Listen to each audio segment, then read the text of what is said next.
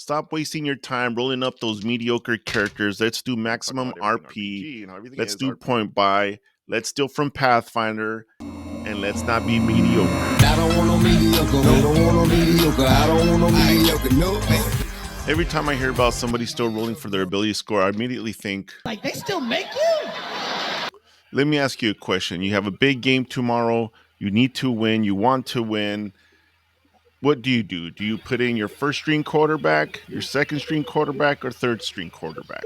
I don't want no mediocre. You know, rolling for your ability scores always seems like a really cool idea. And when you do it, you're like, okay, maybe I'm going to be able to generate some very interesting characters with some very good flaws and some very good ability scores. And then I could, may have a very interesting character. Now, what the DM's not telling you when they're making you roll these little dice is that this method is completely outdated. No one should really have to do it anymore. Let me explain. It all started here in Dungeons and Dragons, the original content. So you can see here that there was originally a 3d6 method that was used to determine your character's abilities. Basically, you went down the pipeline and rolled that 3d6, and depending on what those scores were, you were going to be whatever class you decided. However, it was in your best interest to choose a class that really needed good ability scores or had what they call here the prime requisite. So in this very early version of Dungeons and Dragons, your ability scores determined the type of class you were going to be, or at least it was in your benefit if you chose the correct class based on your best rolls. And those were random. Basically, you went down the pipeline. In addition, based on those scores, they were going to impact how well your character advanced over time. Now, what immediately started happening is people just began to roll their characters out, and if they didn't like them, they just threw them out. Don't believe me? Check out my boy Stephen Colbert real quick. We would do is that if you rolled 3 6-sided dice and none of your attributes were of a superlative nature, 15 or above, say my character decides to go be a farmer. Don't believe him? Check out me in a previous video. Pulled out like 20 character sheets. And those 20 character sheets had ability scores that for all the times that he had rolled dice until he finally got the combination of attributes that he wanted. Now, I'm pretty sure this caught on because by the time we're reaching the Gary Gygax edition of Dungeons and Dragons, he's throwing in a bunch of different methods to create your characters, right? The 4d6 minus that one die became method 1. And look at this. You can roll up to 12 different PCs and decide which one you wanted. So he knew and basically okayed our behavior from the past. Steven, you and me, we're good. Now, the other important thing about this edition of Dungeons and Dragons and the previous editions is those ability scores always mattered and determined what your character was going to be. On top of that, if you chose a specific race, you would have penalties and bonuses at the same time. Now, in my opinion, this is the stuff that mattered. This is the good stuff back in the day because it mattered if you were a halfling versus someone who was much bigger, a heftier human. There's just no comparison. This even happens in our world in real life. These methodologies didn't really improve over time. We're looking at second edition here where they essentially did the same thing.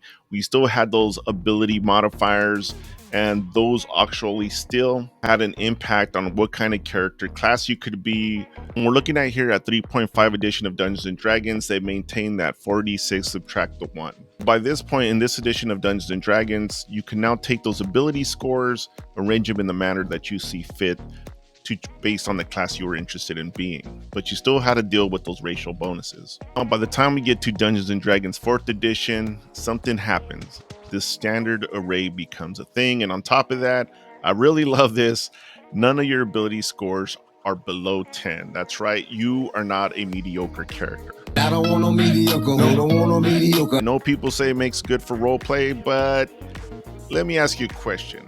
Would you put your second string quarterback into a game, third string quarterback game into the game when it's a life and death situation? Because D&D should be a life and death situation at all times, anytime you're out there. By the time we're hitting up D&D 5.0 and 5.5, something interesting happens. They took those racial ability bonuses that were in 5.0 and moved them to background. Now, there was a little bit of a controversy, I think, about this, and Jeremy Crawford explained it away. But I think this was a little bit of a failure for Dungeons and Dragons. It really meant those ability scores based on race did not matter anymore. And so if you were a tiny little halfling, it had no impact versus a Goliath race in that game. But it also made sense to put it in the background because your background was a form of training that you had. So why not just marry the two together? To hell with that. Let's just steal from Pathfinder 2E.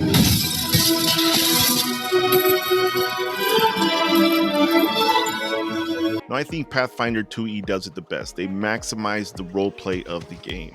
Not only do you get some racial bonuses called Ancestry here, you also get those background bonuses, and you get class bonuses. Now your training in the specific class that you chose actually matters. In addition, you get those 4 additional boosts, points to give out to those ability scores. So we're just going to modify this a little bit, use it for our game. Now, if you're playing 5.5, this is really good. Let's look at those ratio bonuses. Screenshot this. You can take 3 points and distribute those based on your race, making those racial abilities matter again, really making size matter again.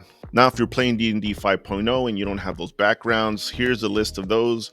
There's ability scores listed right next to those different types of backgrounds. And then that's where you're going to add your 3 points based on the background that you chose. As we know, D&D doesn't have it for classes, but here we're going to generate it. If you look at, let's say, the Barbarian, you have a primary ability of Strength, but if you look at saves, it's Strength and Constitution. Now, we know that Constitution in Barbarians is very important for your armor class, so we're going to distribute those 4 points either to the primary attribute or the save ability scores that you have.